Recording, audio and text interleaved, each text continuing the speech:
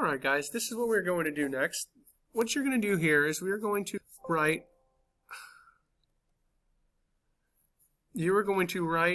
and create your math journal. On the front you're going to put your name, math, and Mr. Hazen. Then you're going to go and you're going to open up the book to the front and you're going to do the table of contents where you're going to only write what I have highlighted in. Table of contents, date, title, page. At this point, hit pause so you have time to write this on the first page. Okay, guys. Next is you're going to skip 3 pages and you're going to put 1. And then you turn over and you're going to write 2 on the back. This is the way for you in order just to keep it in order for our math journal. After that, you are going to go back to the table of contents and you're going to write down 9/9, place value, page 1. Pause the video while you write this down.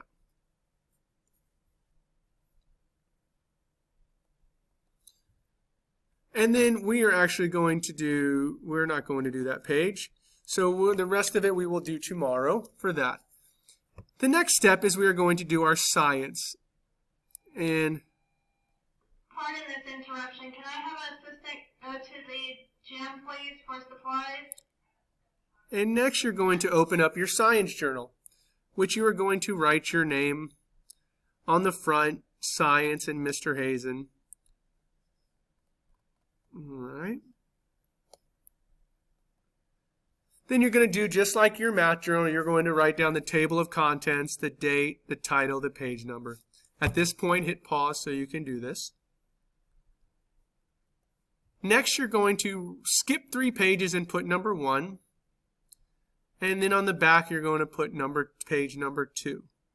Then you go back and you're going to write down what is a scientist. At this point, hit pause while you can write this down. And what a scientist is what we discussed in class with the rest of the group, is that a scientist is a person who is studying or has knowledge of the natural or physical science. Nature of science, earth, and physical, and life. These are all things that scientists would study and have knowledge of. We also have talked about keeping a journal, and the reason we keep a journal, scientists keep a journal, is in order to write down their information and what they have observed and their discoveries that they have found. Okay, so this is what we wrote. We talked about that a scientist keeps all his important discoveries and facts in a journal. This is what I need you to write on page number 1 inside your science journal. You're going to copy this down, what is a scientist, and you're going to write down the rest of these things. Hit pause while you finish. Alright, we're going to discuss social studies next. And what we talked about in class today during our meeting is what makes a good community. And we had several great answers. A lot of our students they said that the people that are around them in their neighborhood, their neighbors, their teachers, their police officers, the firefighters, the mayor, all those different people that make up their neighborhood. And what I did actually was we actually sat there and we discussed some of those things and what made a good community. And they talked about working together, being nice to each other, being kind. They said all those things helped make a community great and good. So what we're going to do right now is I'm going to put a video on, and hopefully it works, of what we watched together as a group, and I'm going to put it on now.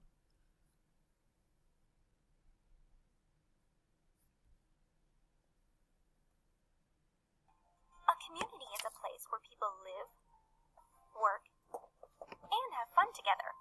There are different types of communities. Do you know what they are? There are rural communities, suburban communities, and urban communities. Every community is unique, but in each one, the people care about safety and help each other. Today, Casey's going to take us on a tour of 3 different communities in Arizona. Our first stop is his grandparents' house out in the country. Rural communities like this are in the countryside, where towns are smaller. Many people in rural communities live and work on farms. Farmers do a lot of work in rural communities. They have to take care of all the animals and work the land to grow crops. People everywhere depend on rural communities for fresh fruits and vegetables. Casey's right. Things like corn, carrots, peaches, and even potatoes all come from farms like Casey's grandparents. There are fewer homes out here, so there are fewer people. Rural communities have smaller populations, but the people here depend on other communities too. People in rural communities rely on larger communities for things they need. Many smaller, rural towns don't have shopping malls or large grocery stores. Rural residents must visit cities to find those things. What kind of community is found in the city? An urban community. People who live in urban areas love the convenience of having everything being so close. Living in the city means everything's close by. Where you eat, where you play, where you shop, where you live. It's all right here. Busy streets, museums, parks, apartment buildings, buses, trains, and skyscrapers are found in urban communities. I love these stores. Casey likes to come to the city with his mom. They enjoy shopping, sightseeing, and people watching. The city is a busy place. Lots of people come in and out of the city every day. Public transportation is an easy way to get around. Hurry, Mom, we'll miss the train. People also get in and out of the city by driving their own cars. The streets in the city can get pretty crowded. If you're coming to the city, you have to remember to be patient. Casey lives in a suburban neighborhood. Suburban neighborhoods have the conveniences of the city, but the houses are bigger and there's more space than in the city.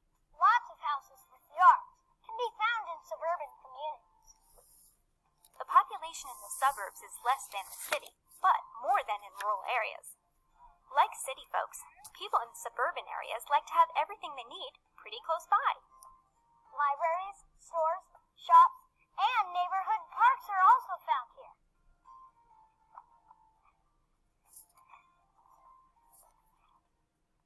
Another thing that's close in suburban communities is highways. Many people use highways and interstates to get in and out of the city. Suburban communities are located close to large cities. Chandler, Arizona is only about 25 miles from Phoenix, but this suburban neighborhood is very different from a big city. Every community is different, but each one has people who work together and make their community a better place. A good community is one that meets your likes and needs. If you like a lot of space, animals, and farming, then a good community for you is a rural area. If you like a neighborhood with lots of houses and yards, you might like a suburban neighborhood. But if you want to be right in the middle of all the action, then an urban community would be perfect for you. As for Casey, he liked all 3 communities. What do you think makes a good community?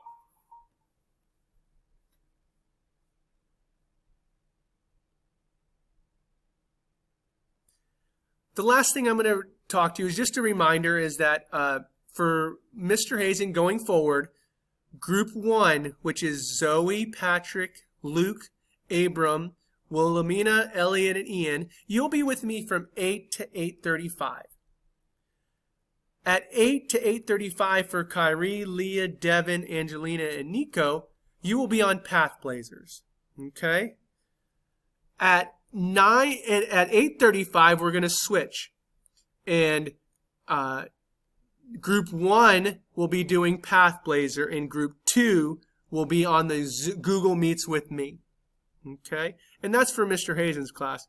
For Mrs. Jones's class, at 11:25 to 12:05, Valentina, Trinity, John, Adele, Noah, and Elijah, they will be with me on a Google Meets. And at that time, Kaysen, Derek, Jasmine, Caroline, Lydia, Isabella, and Judah, they will all be on Path Blazer. And then at 12:05 it switches. Group number 2 with Kaysen in it, their group, will go to my Google Meets, and Valentina's group will come down and they will do Pathblazer. Hopefully everything's good. If any questions, always feel free to call me or text me at 817-760-1614. Thank you very much, and we're going to make this work, all right? Have a good one.